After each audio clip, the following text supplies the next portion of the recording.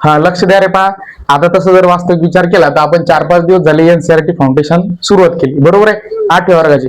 आणि आपण specific 8व्या वर्गातलेच topic तुमचे घेणार, जेणेकरून आता 8व्या वर्गात आहे तुम्ही, 8व्या वर्गाची तयारी होईल.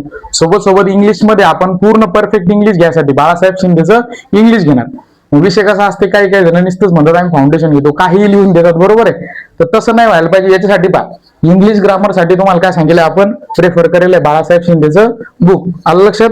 त्याच्यानंतर टॉपिक बिन पाहून घे तिच्यात काय काय आहेत काय काय नाही. तर हे पहा, तिच्यात जर विचार केला तर टोटल टॉपिक आहेत आपले 21. तर 21च्या 21 हे एनसीईआरटी फाउंडेशन मध्ये शिकवले जातील. आणि हे एकदा 21 टॉपिक तुम्ही शिकले की तुमची ऑटोमॅटिक इंग्लिश पक्की झाली. आता पहा, नुसतं आपण प्रेझेंट टेन्सच चालू आहे, तर तुम्हाला अनुभव येऊ राहिला की कशा कशा प्रकारे माहिती. त्यानंतर लक्ष द्या, हे झालं एक. त्याच्यानंतर जे काही फाउंडेशनचे पुस्तक असतात ते हे बायोलॉजी फाउंडेशनचं पुस्तक आहे आपलं, म्हणजे सायन्समध्ये 3 सब्जेक्ट पडतात, बरोबर आहे. कोणकोणते, फिजिक्स, केमिस्ट्री आणि बायो. तर आता हे फाउंडेशनचं एमटीजीचं बुक आहे.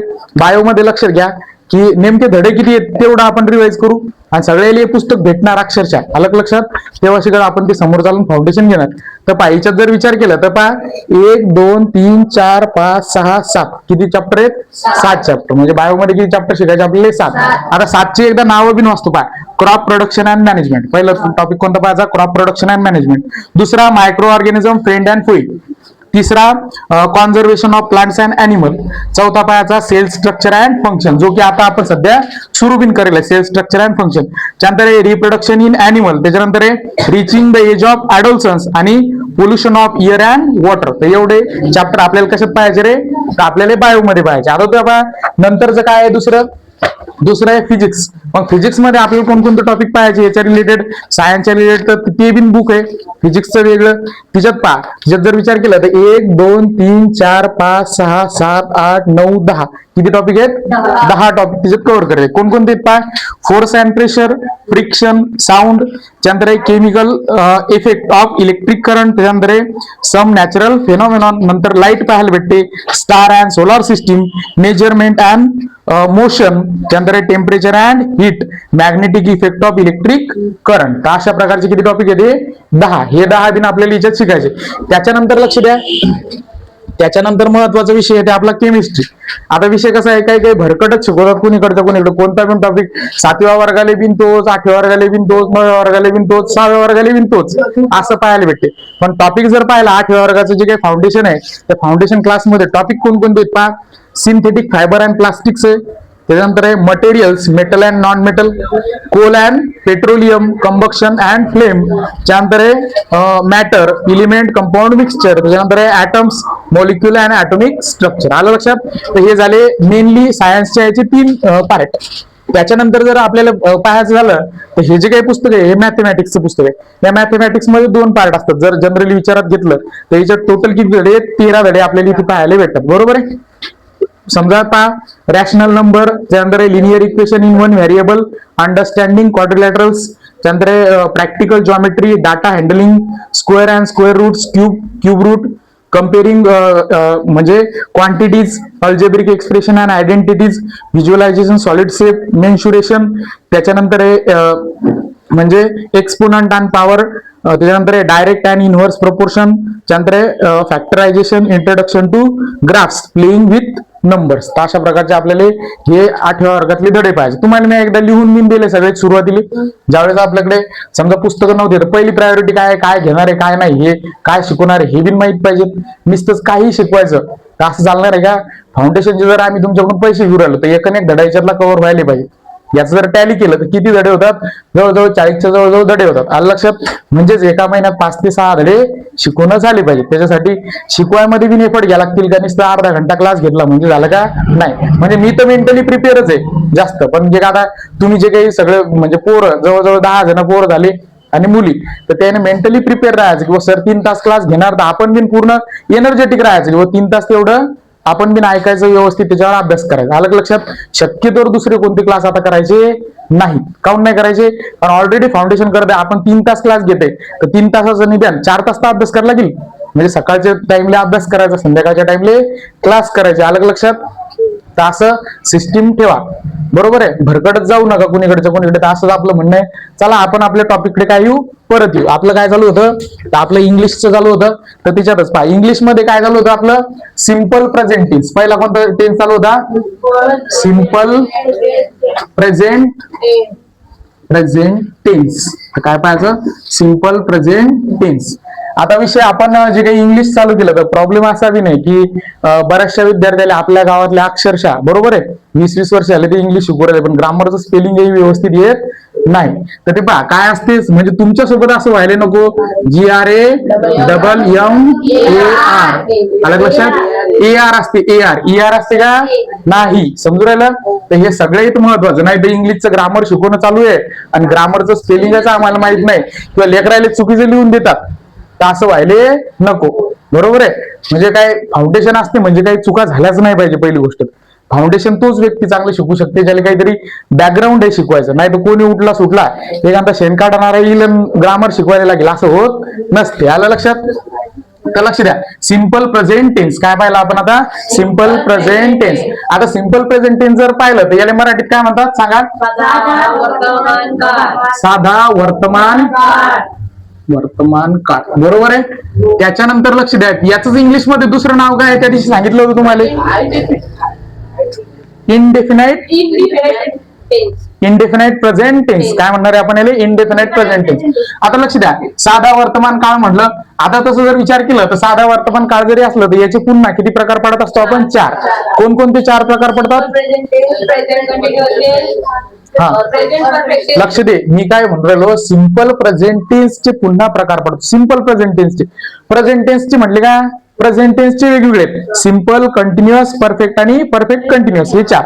पण मी काय म्हटलं, सिंपल प्रेझेंट टेन्सचे 4 प्रकार. आता 4 प्रकार कसे, तर पहा लक्ष द्या, काही वाक्य असतात पॉझिटिव्ह सेंटेन्स, दुसरा असणारे निगेटिव्ह सेंटेन्स, तिसरा असणारे एक्सक्लेमेटरी सेंटेन्स, आणि चौथं काय असणारे म्हणजे क्वेश्चन विचारणार. तर त्याला मग काय म्हणतो, इंट्रोगेटिव्ह. इंट्रोगेटिव्हचे पुन्हा 2 प्रकार पडतात. कोणकोणते, WS question, yes no types. अशा प्रकारचे आपण याचे 4 प्रकारही पाहिले.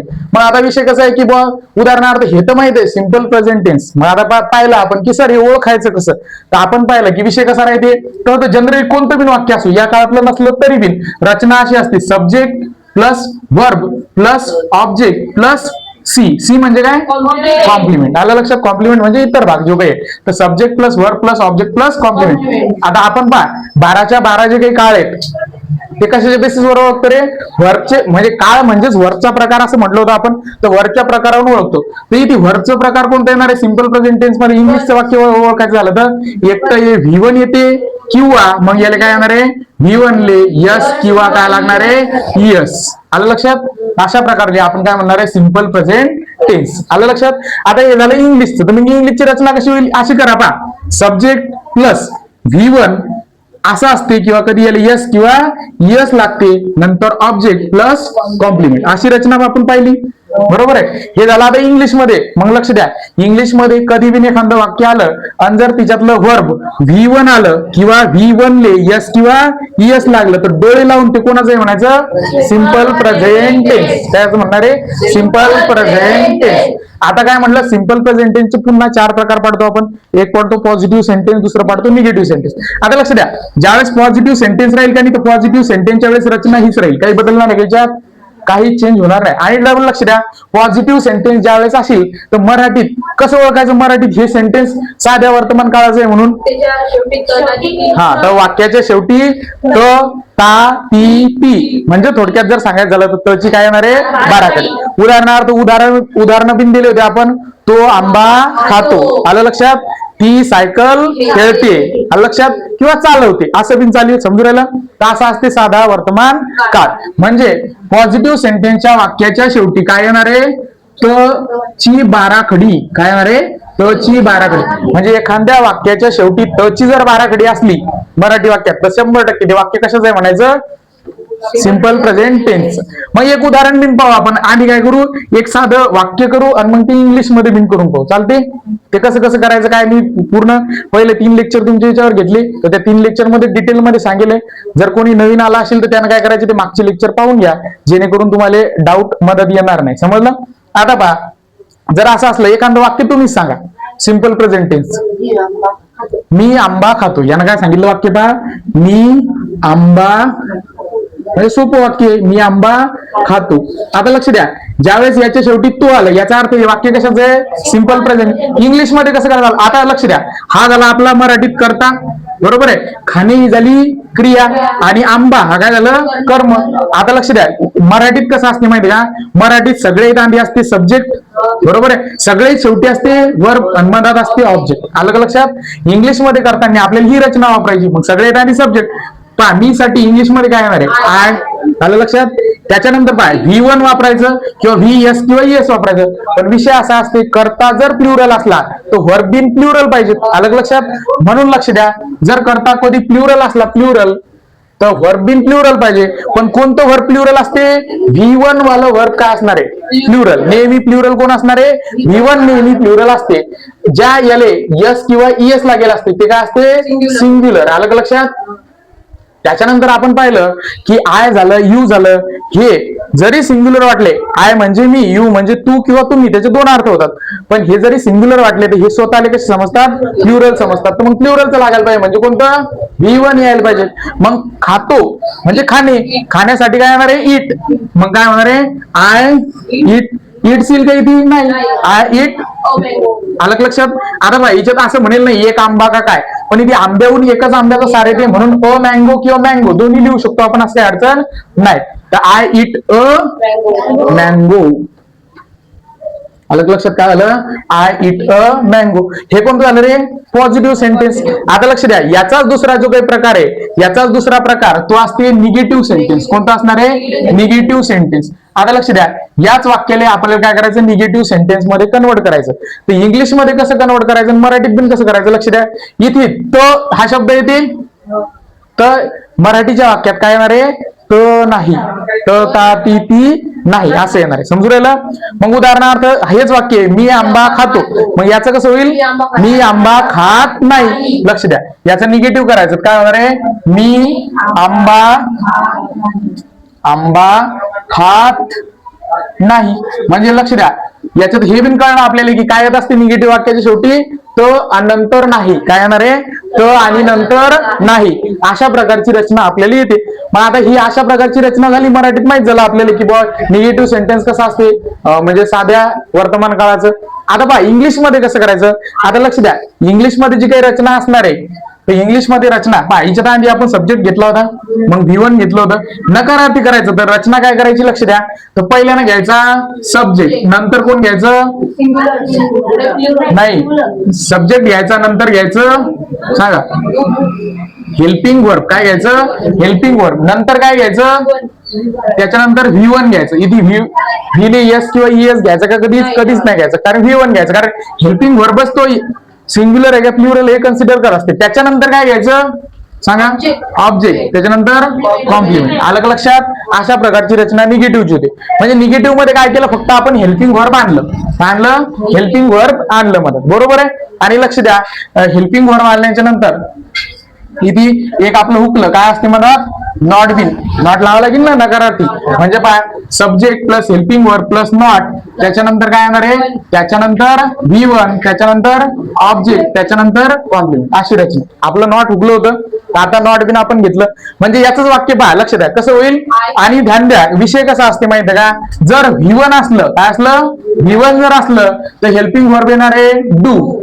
आणि V1 ले यस किंवा ES लागेल असलं हेल्पिंग वर्ब येते डज. एवढा नियम लक्षात ठेवायचा. हेल्पिंग वर्ब कोणतं घ्यायचं. तर मग पहा काय होईल, आय. तर पहा हा कसा आहे, तर V1 आलं इट, तर काय आहे, I do not it a mango. काय होणार आहे, I do not it a mango. आलं का लक्षात. म्हणजे हे झालं पॉझिटिव्ह सेंटेन्स, हे झालं निगेटिव्ह सेंटेन्स. आता लक्ष द्या, तसं जर विचार केलं तर इंट्रोगेटिव्ह सेंटेन्सचे दोन प्रकार पडतात. म्हणजे प्रश्नार्थ चिन्हाचे दोन प्रकार पडतात. एक WS आणि दुसरं कोणतं पडते, यस नो. आता सध्याच्या कंडिशनला आपण नुसतं यस नोच पाहू. आलं का लक्षात. WS चा आपण सेपरेट टॉपिक घेऊ. समजू राहिलं. तर आता पहा यस नो क्वेश्चन जे काय असतात, तर यस नो किंवा इंट्रोगेटिव्ह सेंटेन्स याच कसं तयार करायचं पहा. त्याला इंट्रोगेटिव्ह बनवू आणि कोणतं यस नो वाला आपलं असं जर काळजीपूर्वक लक्षात घ्यायचं झालं तर मग आता सांगा बरं याच कसं होईल. इंट्रोगेटिव्ह प्रश्न विचारणारा मी आंबा खातो का असं मराठीत काय विचारलं जाईल. मी आंबा खातो का. लक्ष द्या. मी आंबा खातो का.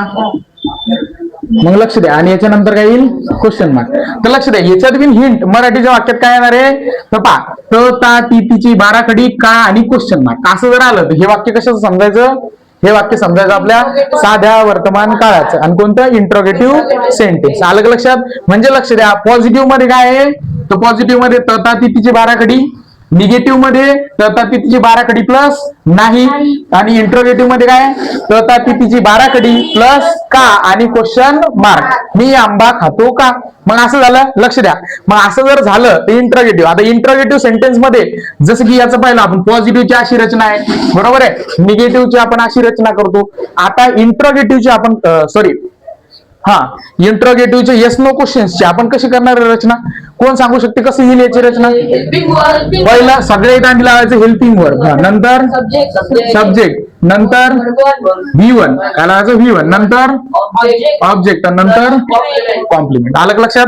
मी आंबा खातो का.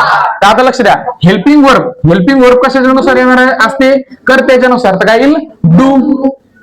त्याच्यानंतर आय नेहमी कधी बिन वाक्यात लिहिताना कॅपिटलच लिहित असते. Do I. नंतर V1 काय होणार आहे it. Do I it a. म्हणजे याचा अर्थ काय होणार आहे मी आंबा खातो का. म्हणजे प्रश्न जर विचारायचा असला एखाद्याला असा मी हे करतो का मी ते करतो का तू हे करतं का तू ते करतं का. आलं का लक्षात. एखादा तुमच्या घरी आला तर आपण काय म्हणतो आराध्या चहा पितं का असं म्हणतो. अरे अलग लक्षात. असं क्वेश्चन विचारायचं होतं मग आपल्याला असं बनवलं गेलं पाहिजे. मग काय होणार आहे पाय do I it a mango. अलग लक्षात. तीन याचं काय काय कोणकोणत्या ठिकाणी काय काय वापरलं गेलं पाहिजे. तर अशा प्रकारची रचना ही ती केली गेली पाहिजे. आता लक्ष द्या हे झाले तीन प्रकार आपले म्हणलं पॉझिटिव्ह निगेटिव्ह आणि इंट्रोगेटिव्ह. त्याच्यानंतर चौथा प्रकार कोणता असते आपला एक्सक्लामेटरी. त्याच्यात वेगळे शब्द वापरावे लागतात थोडेसे आणि ते सोपं आहे. बाकीचं हे जर 12 काळ लक्षात आले तर ते एकदम आपल्याला केलं जाईल. ते बिन आपल्याला काही सोडायचं का ते फक्त आपण नंतरच्या टॉपिक मध्ये कव्हर करू. इथपर्यंत समजलं का सगळ्याले. साधा वर्तमान काळ मराठीत कसा ओळखायचा हे बिन कळलं. मग मराठीत नुसतं एकच नाही ओळखायचा पॉझिटिव्ह कसा ओळखायचा निगेटिव्ह कसा ओळखायचा आणि इंट्रोगेटिव्ह म्हणजे प्रश्नार्थक कसा ओळखायचा तिन्ही कळले. तिन्ही याची वाक्याची रचना कशी करायची हे बिन कळलं. आणि काही जर डाऊट असेल डाऊट असणारच आहे कारण कधी येस वापरायचं कधी येस वापरायचं अशाबद्दल काही डाऊट असतील तुमचे म्हणजे नवीन येणाऱ्याचे डाऊट असतील. बाकीचे जे पहिल्या दिवसापासून आहे त्यांचे कोणते डाऊट आहेत का नाही. तर एक काम करा इथपर्यंत तसं तर आपलं हे कालही बिन घेतलं होतं आपण बरोबर आहे. हे रिव्हिजन म्हणून तुमचं एकदा पुन्हा घेतलं समजू राहिलं. तर हे एकदा लिहून घ्या जसं सगळ्यांना लिहायला असलं तरी लिहा. पहा रे आता लक्ष द्या. आता आपण काय पाहिलं होतं उदाहरणार्थ सिंपल प्रेझेंट टेन्सच्या तिन्ही रचना पाहिल्या आपण. पॉझिटिव्ह रचना कशी असते तर पहा पॉझिटिव्ह रचना असणार आहे तर काय असणार आहे सब्जेक्ट प्लस V1 त्याले यस किंवा इयस. त्याच्यानंतर ऑब्जेक्ट आणि त्याच्यानंतर कॉम्प्लिमेंट. आलं लक्षात. हे झालं पॉझिटिव्हचं. आता निगेटिव्हची रचना कशी असणार पाहिजेत सब्जेक्ट प्लस हेल्पिंग वर्ब. आलं लक्षात. Plus not plus V1 plus object plus C. आलं लक्षात. असं त्याच्यानंतर लक्ष द्या त्याच्यानंतर इंट्रोगेटिव्हचं पाहिलं पण इंट्रोगेटिव्ह मधलं कोणतं येस नो. तर हे कशाने सुरू करायचं हेल्पिंग वर्ब. कशाने चालू करायचं helping verb plus subject plus V1 plus object plus C आणि नंतर क्वेश्चन मार्क. काय येणार आहे नंतर क्वेश्चन मार्क. क्वेश्चन मार्क काय असणार आहे नंतर क्वेश्चन मार्क आपल्याला पाहायला भेटते. इथपर्यंत समजलं. आता पहा याच्यावरच काही वाक्य घेऊ. काही एकदम साधे वाक्य असतात तिच्यात व्हर्बच नसते. काय असणार आहे व्हर्बच नसते. जसं की पाय I am a good teacher. I am a good teacher.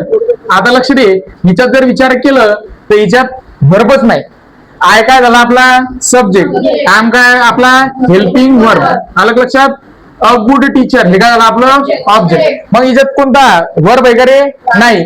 अशा ठिकाणी लक्ष द्या हेल्पिंग वर्ब कोणतं बी नसो हे हेल्पिंग वर्ब कोण वागते मेन वर्ब सारखं वागते. काय वागणार आहे मेन वर्ब. मग लक्ष द्या मेन वर्बचं काय करणारे कार्य करत असते त्याच्यासारखं हे वागत असते. मग जर त्याच्यासारखं वागत असलं तर हे बिन वाक्य कोणाचं म्हणायचं? Simple present tense. कशाचं? Simple present tense. त्याच्यानंतर लक्ष द्या, आय हॅव इंग्लिश बुक. लक्ष द्या, काय? I have English book. English book असं वाक्य आलं का लक्षात? इथे आय पा काय? सब्जेक्ट. हॅव काय? हेल्पिंग वर्ब आहे, बरोबर आहे. इंग्लिश बुक काय? ऑब्जेक्ट आहे, पण ही हेल्पिंग वर्बच कशाचं वागू राहिलं? Main verb. म्हणून हॅव असतानाही किंवा ऍम असतानाही हे वाक्य कशाचं आहे? Simple present tense. काय कशाचं असलं पाहिजे? Simple present tense. आलं का लक्षात? आता बा, या तिन्ही प्रकारचे जे काही वाक्य आहेत आपल्या पुस्तकात काही उदाहरणं दिलेत, ते उदाहरणं मी लिहितो काही काही. आलं का लक्षात? तर ते आपण पाहू कसे असणार आहे, काय असणार आहे. समजलं का? तर ध्यान द्या, काय म्हणणं आहे काय नाही. तर पहा, तर कसे कसे उदाहरणं असतात तर ते आपल्या पुस्तकातले आपण एक दोन पाहू. नंतर तुमच्यासाठी आपण काय घेऊ, 2-4 मी बिन सांगतो. 2-4 म्हणजे असे त्या टाईपचे मी बिन सांगतो आणि बाकी तुम्ही बिन करायचे. तर आधी एकदा पुस्तकातले पाहू. हा, पुस्तकात काय काय आहे? पहिलं वाक्य, Dhoni is a cricket player. सांगा बरं, हे वाक्य कोणाचं आहे? Dhoni is a cricket player असं दिले. क्रिकेट प्लेयर सांगा. आता जर काळजीपूर्वक लक्ष दिलं तर धोनी आपला झाला सब्जेक्ट, इज आपल्याला हे आहे तर सुद्धा आहे हेल्पिंग वर्ब. आलं का लक्षात? क्रिकेट प्लेयर हे झाला ऑब्जेक्ट. आलं का लक्षात? पण हिच्यात मेन वर्बच आहे का? नाही. मग मेन वर्ब नाहीये तर हे हेल्पिंग वर्बच मेन वर्बचं काय करते? काम करते. याचा अर्थ इज असताना बिन, लक्ष द्या, इज असताना बिन हे वाक्य कोणाचं आहे? तर सिंपल प्रेझेंट टेन्स. आलं का लक्षात? Simple present tense. त्याच्यानंतर पहा दुसरं वाक्य, ही प्लेज क्रिकेट. आता लक्ष द्या, इथे प्लेज काऊन लागलं हा एक समजून घ्यायचा आहे. कारण ही कसं आहे रे? ही सिंग्युलर आहे. ही जर सिंग्युलर असलं तर वर्ब बिन कोणतं पाहिजे? सिंग्युलर. सिंग्युलर वर्ब कधी होईल? जर यस किंवा ईएस लागलं तर. याच्यात उलटा असते नाऊनच्या. नाऊन कसं असते? नाऊनले जर यस ईएस लागलं ते प्लुरल होते, पण याच्यात उलट जर वर्बले यस किंवा ईएस लागलं तर ते काय होणार आहे? सिंग्युलर होत असते. मग हे प्लेज कोणतं रूप आहे? सिंग्युलर. क्रिकेट म्हणजे ही प्लेज क्रिकेट. आलं लक्षात? हे बिन कोणाचं आहे? Simple present tense. बरं, एक गोष्ट आता आपण मराठीत बिन पाहिलं कसं म्हणतो, काय म्हणतो याचा अर्थ सांगा बरं मराठीत काय होईल? Dhoni is a cricket player. Dhoni हा क्रिकेटचा खेळाडू आहे. मग लक्ष द्या, याच्यात काही आहे आलं तर ती असं काही आलं का? नाही. तरी बिन हिच्यात मग कोण नाहीये? वर्ब नसल्या कारणामुळे हे बिन कोणाचं आहे? साध्या वर्तमान काळाचं आहे. काय? ही प्लेज क्रिकेट याचा मराठीत अर्थ काय होते? तो क्रिकेट खेळतो. तर याच्या वाक्याच्या शेवटी तर ती तिची रांग आहेच आपली बाराखडी. समजू राहिलं? आता पहा तिसरं वाक्य आपण याच्यात पाहू. म्हणजे लिहितो मी, पहा 3 नंबरचं काय म्हणते? He does not play cricket. सांगा बरं कोणतं वाक्य येतं? नकारार्थी, निगेटिव्ह सेंटेन्स आहे. हा, आलं का लक्षात? मग याची रचना पहा, काय झाला? सब्जेक्ट, नंतर हेल्पिंग वर्ब, नंतर V1, नंतर ऑब्जेक्ट. आलं का लक्षात? अशा प्रकारची रचना याची आपल्याला पाहायला. बरं, याचा मराठीत अर्थ सांगा बरं. तो क्रिकेट खेळत नाही. काय आलं? तर नाही. आलं लक्षात?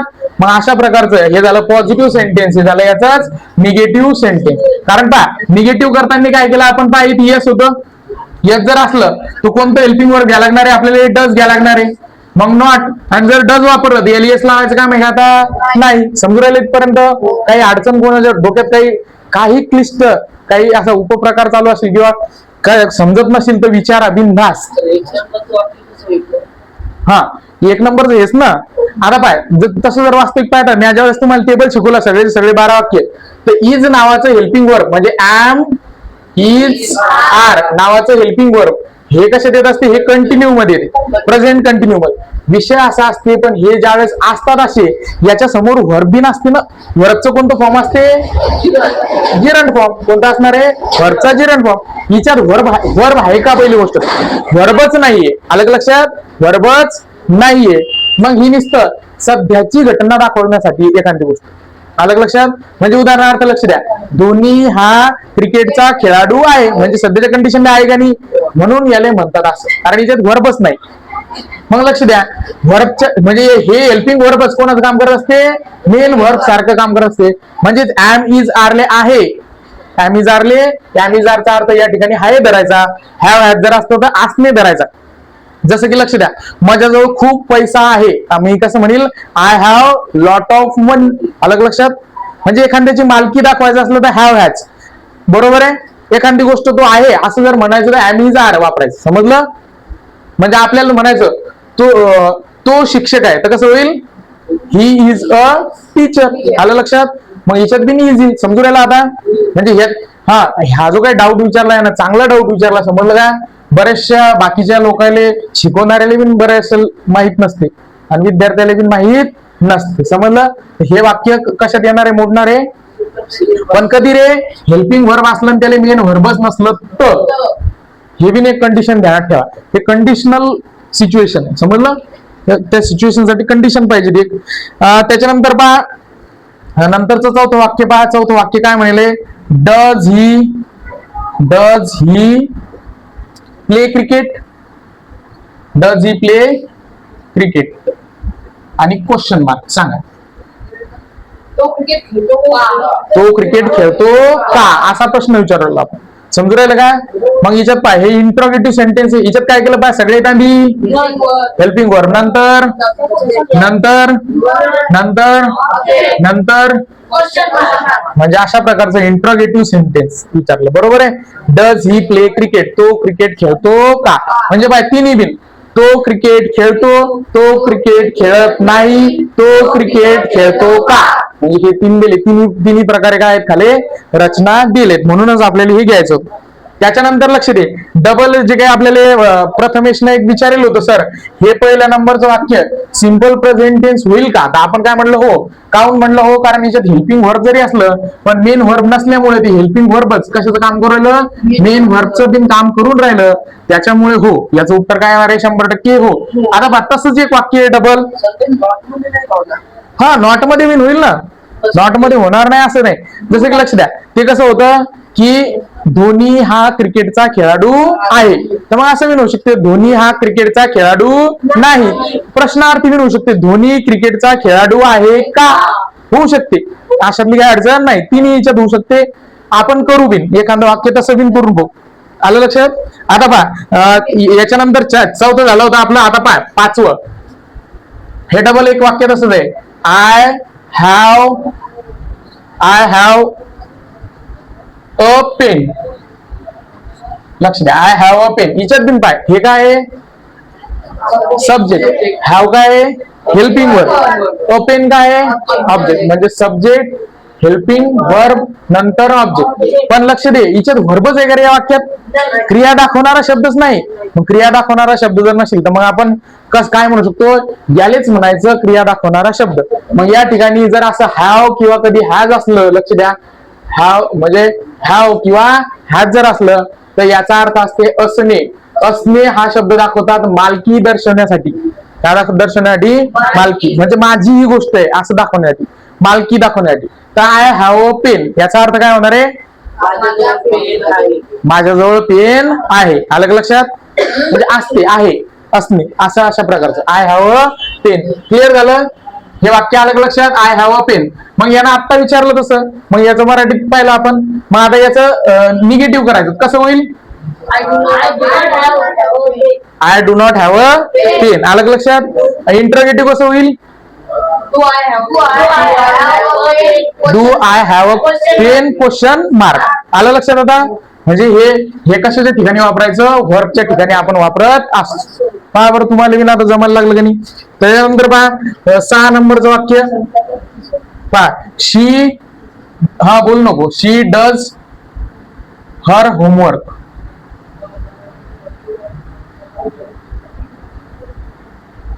असं वाक्य. आता हे पहा, हे थोडं कन्फ्युज करणार वाक्य. हे काय आलं, म्हणजे सब्जेक्ट डज काय आलं, आता हे हेल्पिंग वर्ब, हर होमवर्क हे काय आलं, ऑब्जेक्ट. या ठिकाणी बिन लक्ष द्या, या वाक्यात बिन कोण नाही, या वाक्यात बिन मेन वर्ब आहेच नाही. मग हे हेल्पिंग वर्बच कशाचं काम करू राहिलं, मेन वर्बचं. आलं लक्षात? म्हणजे काय, शी डज हर होमवर्क. म्हणजे याचा अर्थ काय होते, कोण सांगू शकते?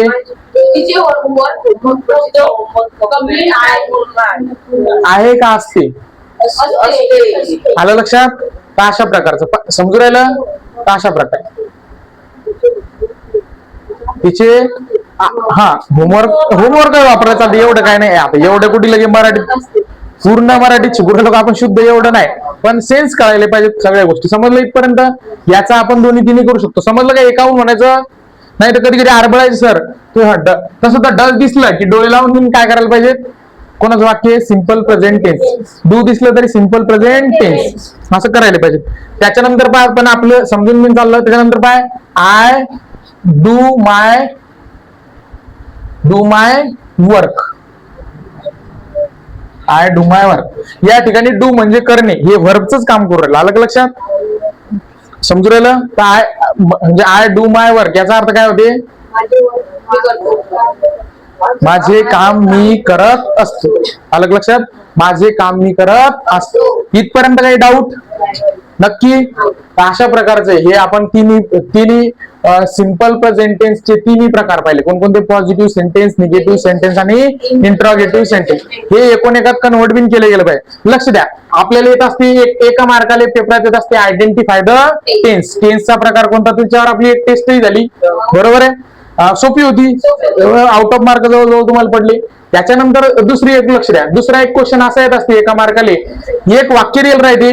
काय दिलं राहते? एक वाक्य म्हणजे दिलं राहते ते पॉझिटिव्ह सेंटेन्स म्हणते निगेटिव्ह मध्ये कन्वर्ट करा. काय मोठं ते कठीण आहे का निगेटिव्ह मध्ये करणार? नाही.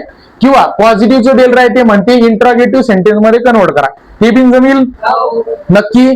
तर मग एक काम करा, एक कोणीतरी तुमच्यापैकी आपण सिलेक्ट करू, त्यानं काय करायचं? सिंपल प्रेझेंट टेन्सचं होकारार्थी वाक्य सांगायचं.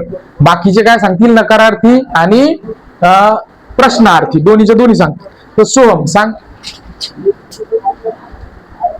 एखादं होकारार्थी सांग सिंपल प्रेझेंट टेन्सचं. नाही मराठीत नाही मला पेन पाहिजे असं नाही होणार ना. काय येत असते मराठीत वाक्याच्या शेवटी? तू आज आला म्हणून घाबरू नको, आरामशीर असं मोकळं उत्तर द्यायचं, त्याच्यातलं काय अडचण नाही. हा आपण येले वेदांतली चांदी सांग. मी पुस्तक वाचतो. यानं सांगितलं मी पुस्तक वाचतो, बस खाली. म्हणजे हे झालं मी पुस्तक वाचतो. दुसरं कसं होईल याचं निगेटिव्ह? मी पुस्तक वाचत नाही. प्रश्नार्थी कसं होईल? आता हे झाले तिन्हीचे तिन्ही मराठीत. आलं लक्षात? आता हेच इंग्लिश मध्ये करा. मी पुस्तक वाचतो कसं होईल? I read a book. आलं लक्षात? याचं निगेटिव्ह कसं होईल? I do not read a book. आणि त्याचं इंटरव्हेटिव्ह म्हणजे प्रश्नार्थी कसं होईल?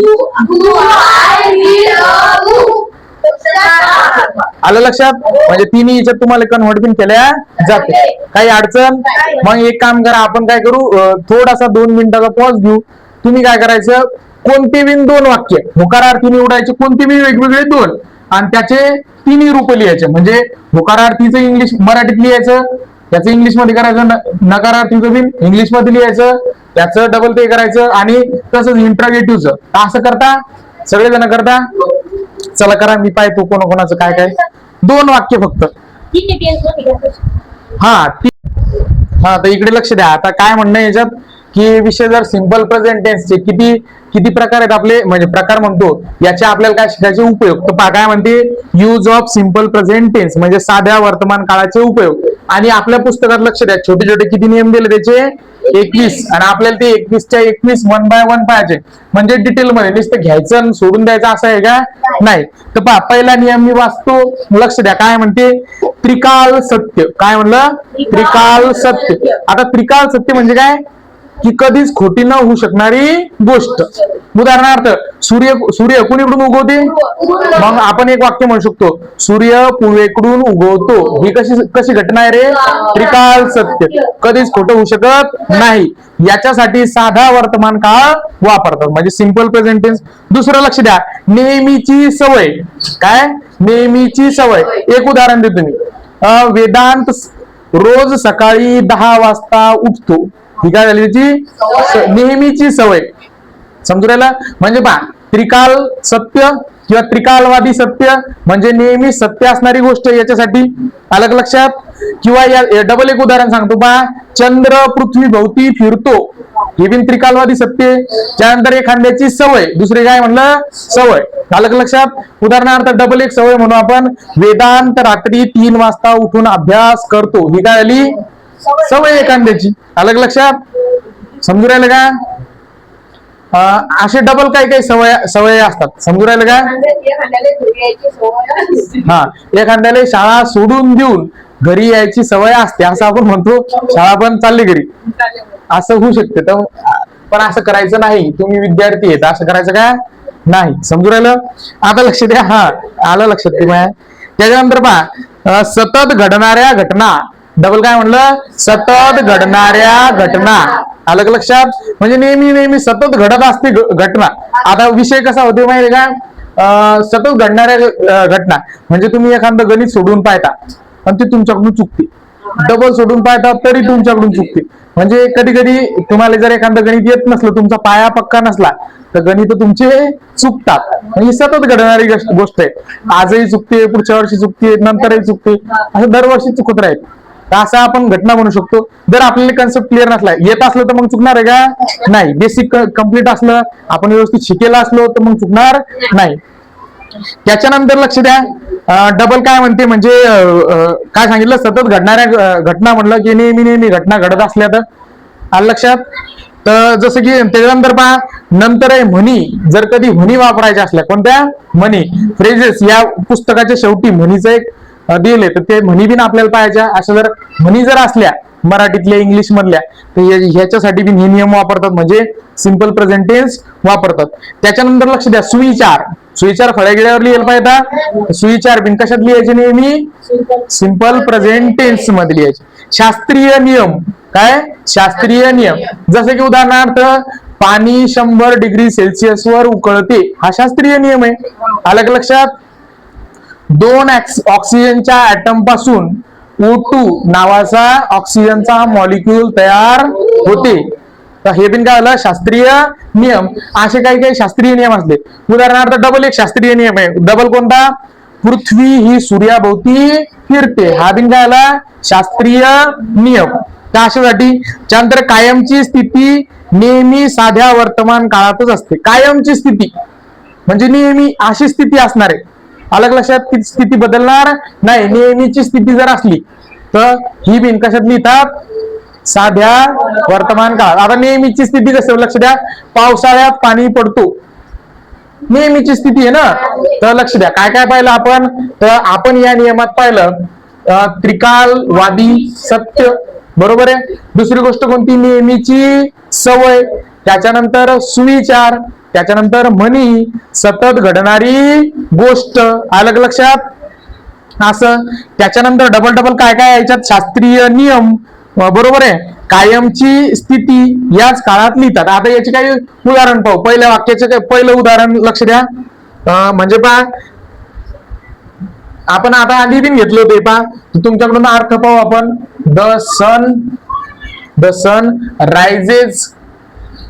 रायझेस इन द ईस्ट, सांगा बरं याचा अर्थ काय होते.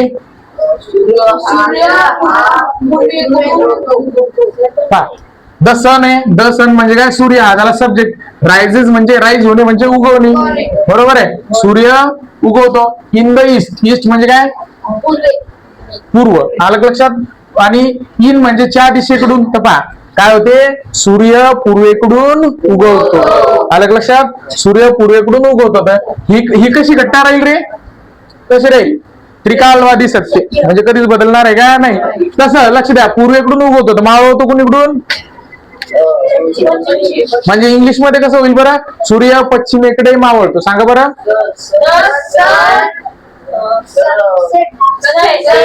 The sun sets in the west, east नाही येणार, कोणतं येईल, वेस्ट येईल, आलं लक्षात. म्हणजे एक उदाहरण मी आपण सोबत याच्या पाहिलं, त्रिकालवादी सत्य. दुसरं लक्ष द्या, संडे कम्स आफ्टर सॅटरडे, दुसरं पहा, संडे कम्स आफ्टर सॅटरडे, हा सांगा, याचा अर्थ काय होईल? असं होईल का?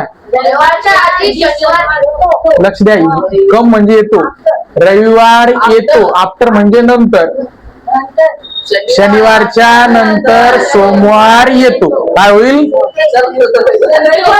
सॉरी, रविवार माझ्याकडून चूक झालं. काय? शनिवारच्या नंतर रविवार येतो. आलं लक्षात? तर ही कशी घटना आहे रे?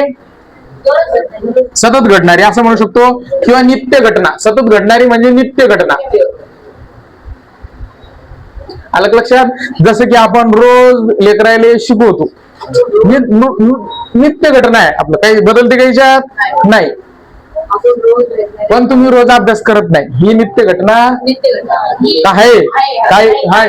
ही नित्य घटना करायची. आलं लक्षात? नुसतंच इकडे तिकडे मित्र आहे, मित्राच्या घरी चहा घ्यायला चालले असं करायचं नाही. आपली नित्य घटना पाळायची, आपली अभ्यास करणं. समजलं? त्याच्यानंतर लक्ष द्या, डबल काय म्हणते? Waters boils. लक्ष द्या, पुन्हा एक नंतर वाक्य पाहू. इथे काय आलं? कम्स यस लागलं, कारण संडे काय होता? संडे एकच वार आहे, म्हणून काय आलं? कम्स यस किंवा यस लागलं. समजलं? हा. त्याच्यानंतर लक्ष द्या, द सन रायझेस, हा बिन एकटा आहे म्हणून यस लागला. आलं लक्षात? किंवा यस लागला, आपण असं कन्सिडर करू शकतो. त्याच्यानंतर पहा, water boils, water boils at 100 degree Celsius. हा सांगा, water boils at 100 degree Celsius. काय होते तर? पाणी 100 डिग्री सेल्सिअस वर उकळते. हे काय झालं आपला? शास्त्रीय रिझन म्हणजे सायंटिफिक रिझन. आलं लक्षात? सायंटिफिक रिझन आपण म्हणू शकतो, शास्त्रीय कारण. हे झालं आपल्याला. काय सायन्स मध्ये सायंटिफिक रिझन लय खेप येतात, म्हणून त्याच्या शब्दातून म्हणजे तोंडातून तो शब्द निघला. समजला? त्याच्यानंतर लक्ष द्या, काय म्हणते? 2 and 2 make 4. सांगा बरं, 2 and 2 make 4 हा बिन काय आला? हा बिन नियम झाला. 2 and 2 make 4. आलं लक्षात? हे काही लिहित नाही मी फळ्यावर. त्यानंतर पहा, नंतरचं वाक्य लिहितो, पीपल नीड फूड. हा, याचा अर्थ सांगा बरं. People need food. हा काय? आता लक्ष द्या, पीपल हा शब्द कसा असते? पीपल हा ऑलरेडी काय आहे? प्लुरल आहे. काय आहे? प्लुरल. आलं लक्षात? म्हणजे लोकांना नीड म्हणजे गरज असणे, फूड म्हणजे अन्नाची, म्हणजे लोकांना अन्नाची गरज असते. काय होणार आहे? लोकांना अन्नाची गरज असते. त्यानंतर पाय, नंतर 5वं वाक्य तुम्ही सांगायचं, याचा अर्थ काय होते? I get up early in the morning.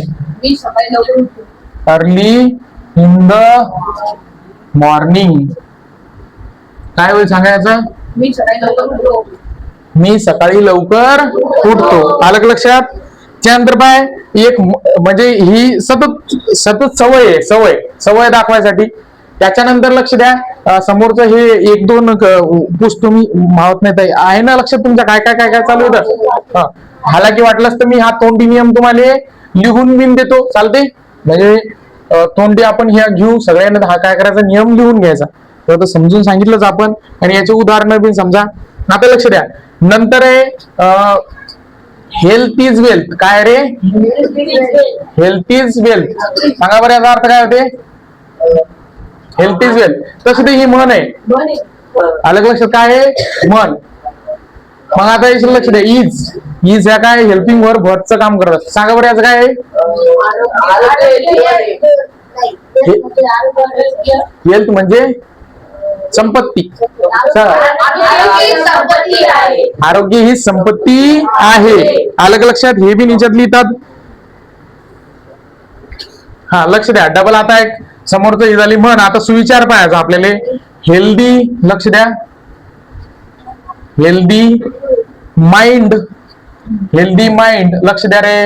Healthy mind lives in healthy body.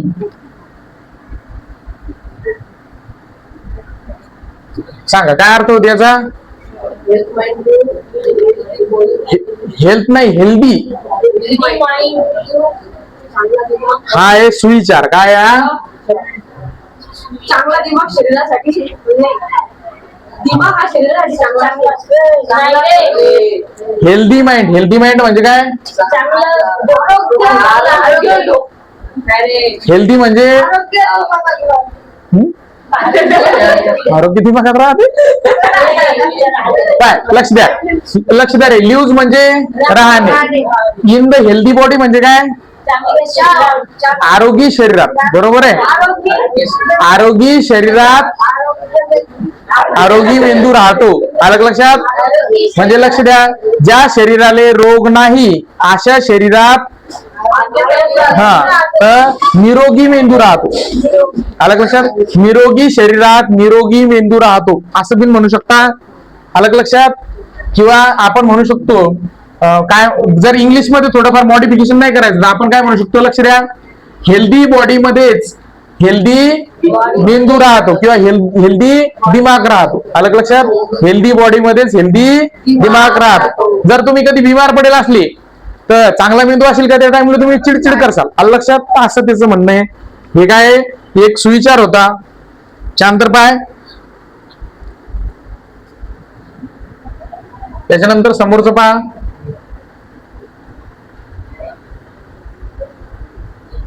A stitch in time save 9. In time saves 9. याचा अर्थ सांगू शकते का कोणी?